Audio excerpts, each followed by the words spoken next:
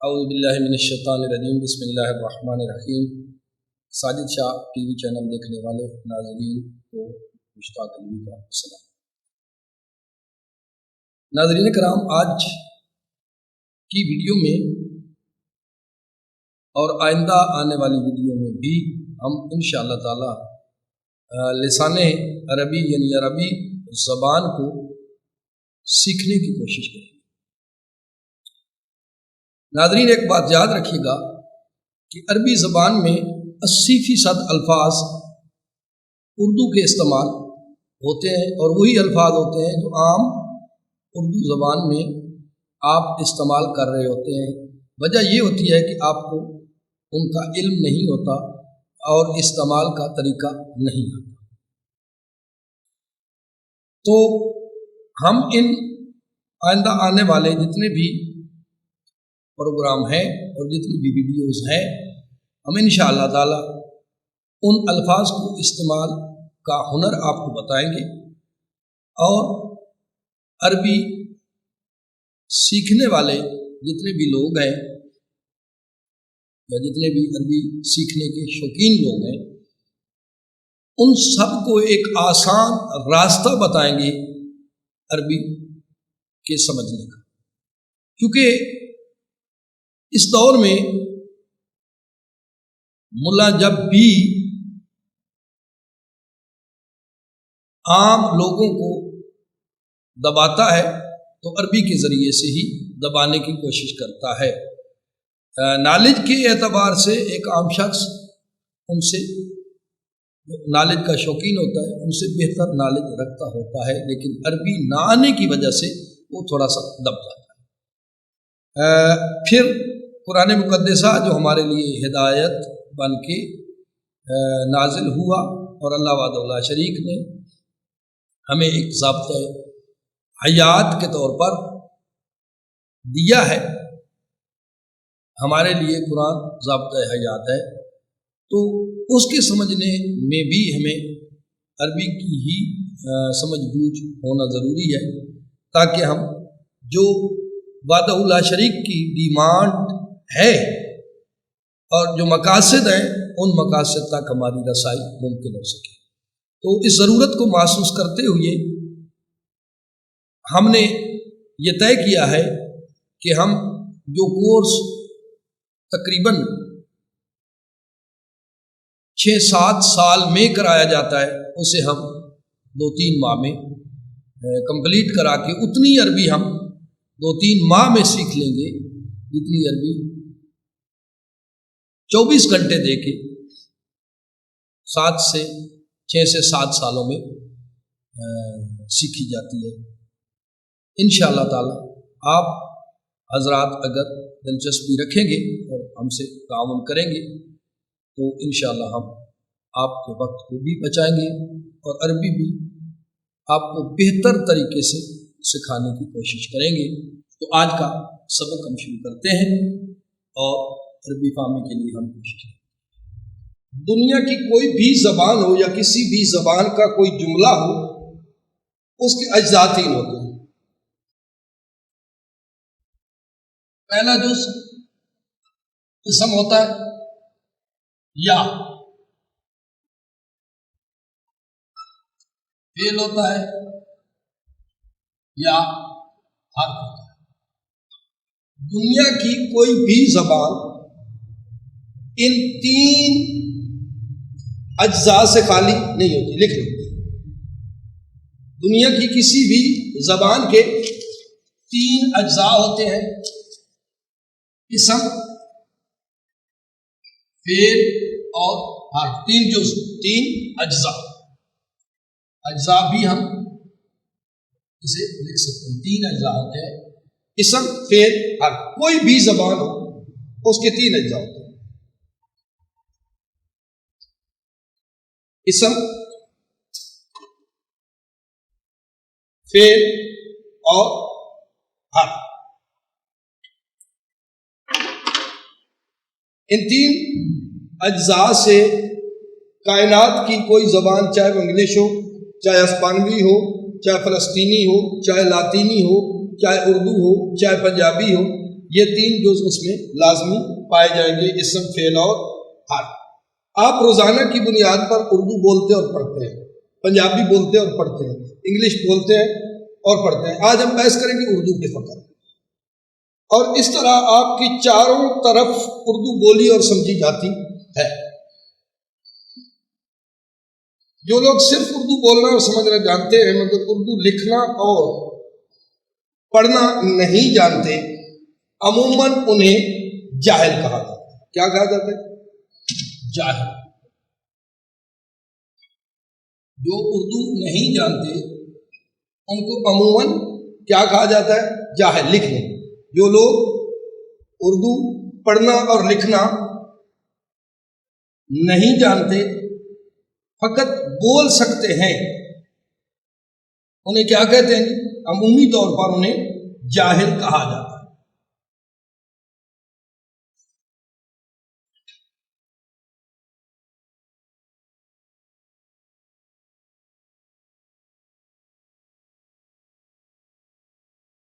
جی توجہ ہے جناب؟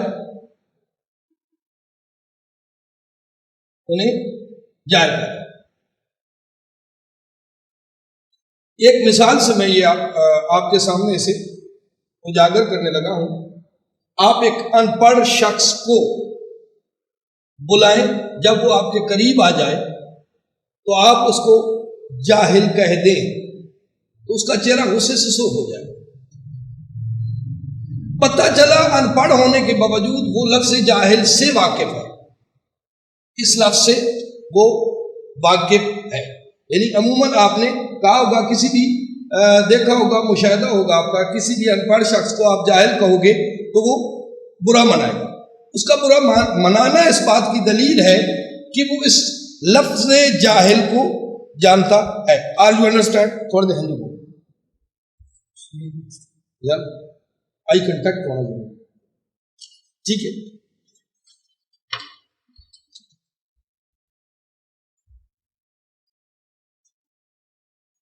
اب یہ نہیں پتا کہ وہ جس کو آپ نے جاہل کہا ہے وہ آپ کے ساتھ کرتا کیا ہے۔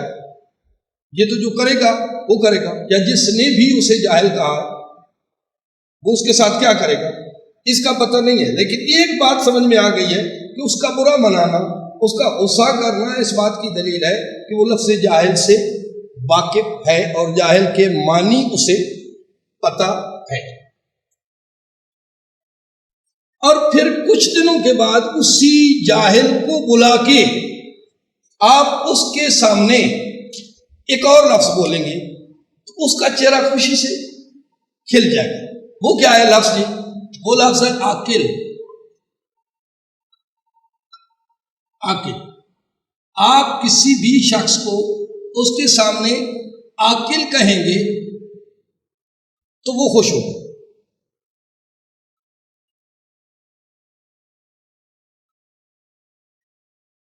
اور اس کے چہرے پہ خوشی کی لہر دوڑ جائے گی۔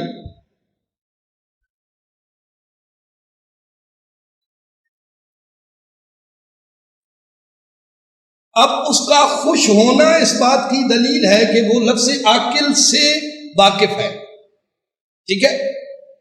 یعنی اسے جب ہم نے عاقل کہا تو وہ خوش ہوا۔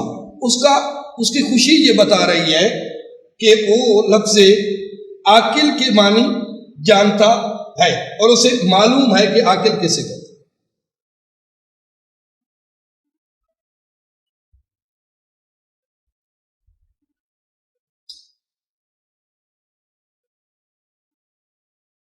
اب ان دونوں لفظوں کو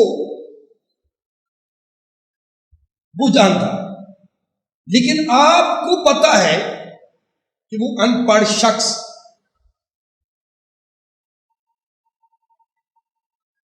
جاہل ہی ہوتا ہے۔ ان کو جاننے کے باوجود وہ ان پڑھ جو ہے وہ جاہل ہی ہوگا۔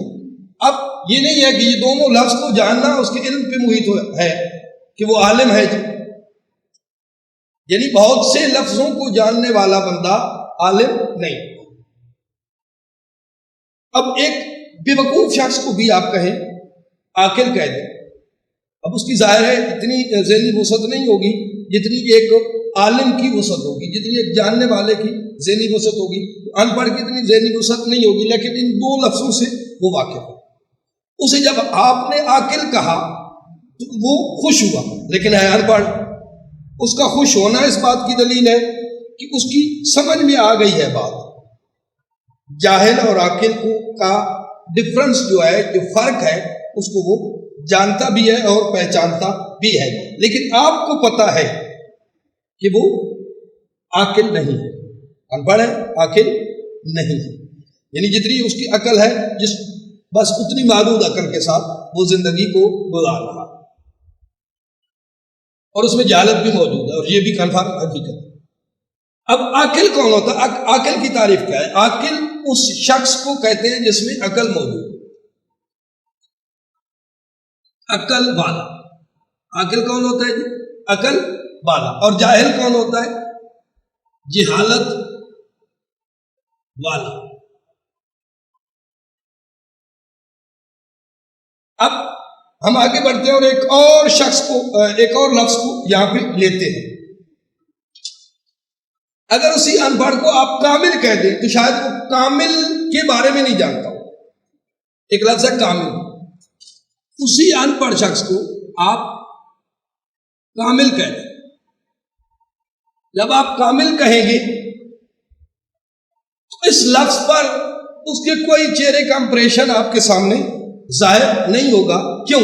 وہ اس لفظ کامل سے ناواقف ہے۔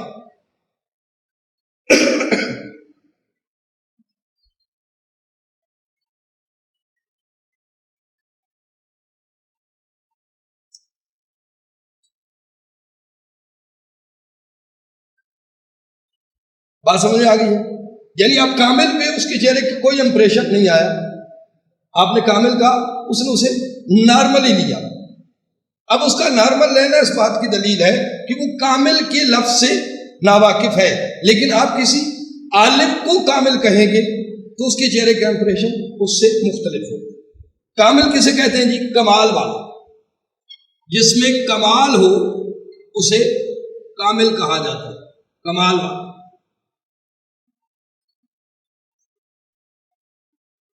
کامل کا تعلق کمال سے، اس کامل کا تعلق کس سے ہے جی؟ کمال سے۔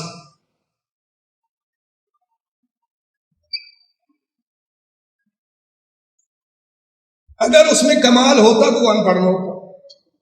کمال ایک اضافی صفت ہے، اگر کمال ہوتا تو وہ پڑھتا، اور پڑھتا تو وہ ان پڑھ نہ کہتا۔ اس کا ان پڑھ ہونا ہی دلیل ہے کہ اس کا تعلق کمال سے نہیں ہے۔ اچھا جی، آگے چلتے ہیں۔ اسی طرح ایک لفظ ہوتا ہے شاہد۔ آپ مختلف لفظ لکھتے چلے جا رہے ہیں۔ شاہد، شاہد، شاہد کسے کہتے ہیں؟ جو گواہ ہو۔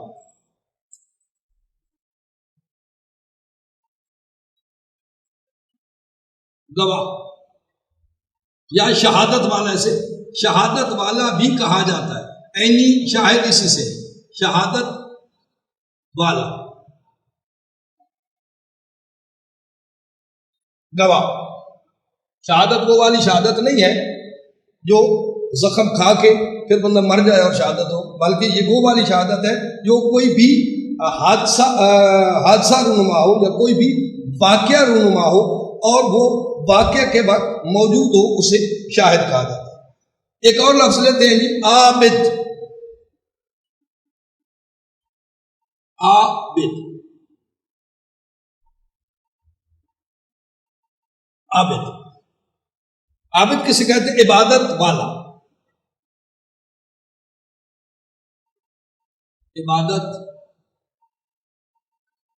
والے کو عابد کہا جاتا ہے، عبادت والا۔ اور آخری لفظ ہم لے رہے ہیں، اور اس کے بعد ہم ان لفظوں ان آخری حرف ہم لے رہے ہیں، لفظ، اور ان لفظوں پہ ہم بحث کریں گے کہ وہ لفظ بیسک ہم نے انہیں کیوں لیا اور اتنے لفظ لکھنے کا مقصد کیا ہے۔ قاتل،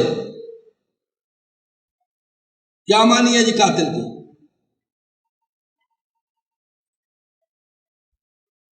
قاتل جی جی قتل کرنے والا، قتل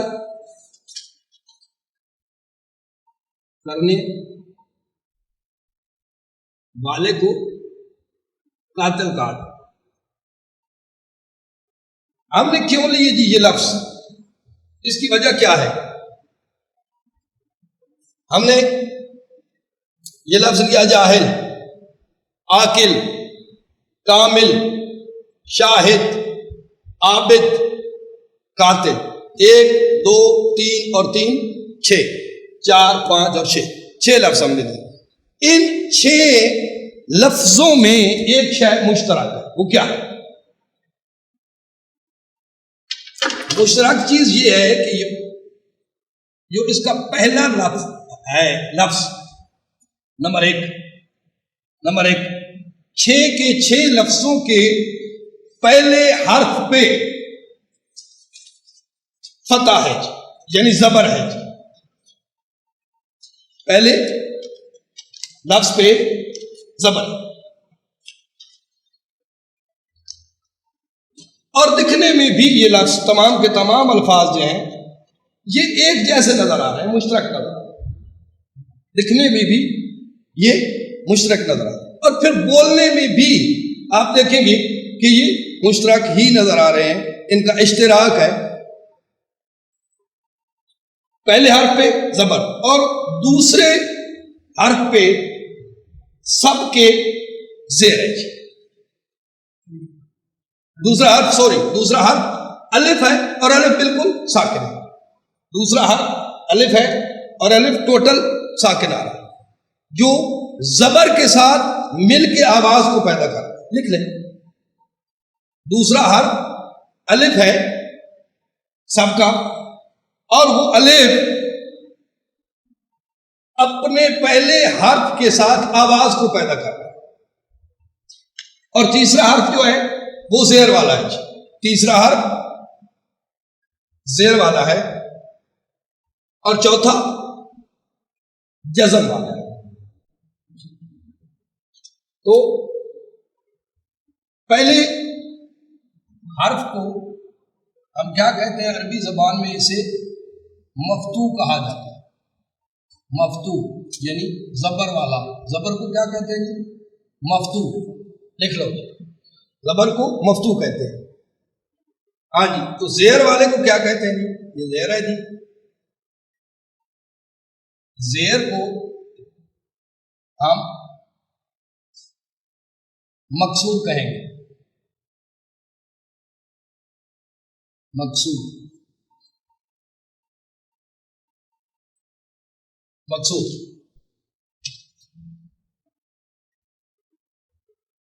اور جزم کو کیا کہیں گے؟ جزم کو ہم کہیں گے کہ مجزوم۔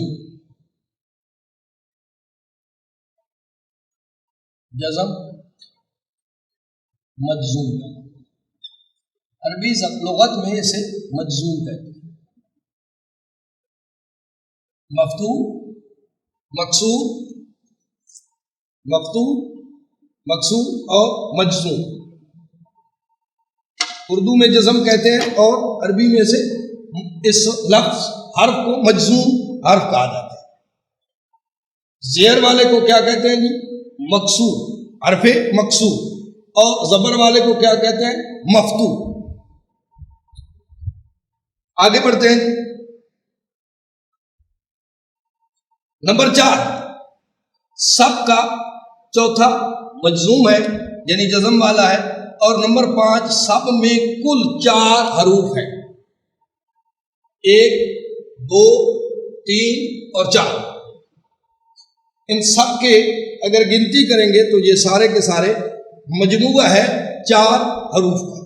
تو 4 حروف کے مجموعے والے یہ سارے کے سارے ہم نے الفاظ لکھے۔ جب آپ ان الفاظ کو منہ سے ادا کرتے ہیں تو سب کی ادائیگی میں آپ کے منہ اور ہونٹوں کی حرکت بھی ایک ہی جیسی ہوتی ہے۔ مثلا آپ پڑھیں، जा हे जा हिल जा हिल। आगे पढ़े। आकिल आगे। कामिल आगे। शाहिद आगे। आबिद आगे। कातिल। तो अब सारी की सारी जितने भी ये 6 अल्फाज हैं, इन 6 अल्फाज को जब हम इनकी अदायगी करेंगे तो ये होठों की हरकत, मुंह की बनावट और अदायगी एक जैसी ही होगी। इनमें ये चीज भी मुश्तरक है और आवाज भी इनकी एक जैसी है। सबका लहजा और वजन भी एक ही है। और वो वजन क्या है? अब हम वजन की तरफ आते हैं। सबका लहजा और वजन भी एक ही जैसा है। तो अब ये जितने भी अल्फाज हैं, यहां से लेके यहां तक, ये एक ही वजन पे है। और वो वजन है क्या जी? शाबाश। लुगत कलाम अरब को 3 अल्फाज के मजमूए के को लुगत कलाम अरब कहते हैं। वो है फा, ऐन और ला। दुनिया में अरबी में दुनिया में जहां भी कहीं अरबी जबान बोली जाती है, अरबी जबान का वजन जो है वो फा, ऐन, ला। अब हम इन पे इसे परखेंगे कि ये जो हमने 6 अल्फाज लिखे हैं ये किस वजन पे आते हैं। तो जब हमने परखा तो ये जिस वजन पे आए वो वजन बना फा इल। फा इल देखिए 12 वजन फाइल, यानी ये फाइल के वजन पर आ रहे हैं।